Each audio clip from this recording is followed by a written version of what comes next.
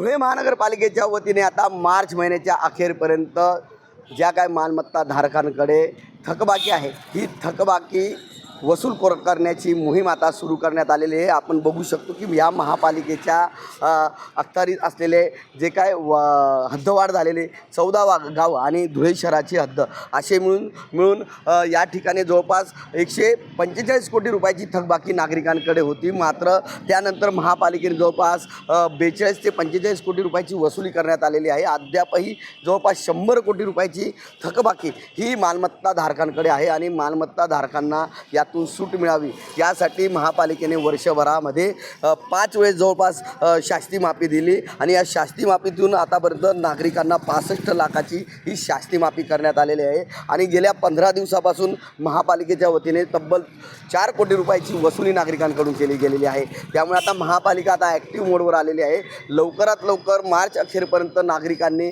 आपल्या जे काही मालमत्ता कर आहे हा मालमत्ता कर भरावा असं आव्हान या ठिकाणी आयुक्तांनी केलं असून महापालिकेच्या वतीने कारवाईचा इशारा देखील यावेळी देण्यात आलेला आहे। त्यामुळे महापालिकेच्या करदात्यांनी ज्या ठिकाणी मालमत्ता कर आहे जो बाकी आहे हा कर नागरिकांनी भरावा असं देखील आव्हान आता प्रशासनाने पुन्हा केलं आहे। मनीष माथोरे, TV9 मराठी, धुळे।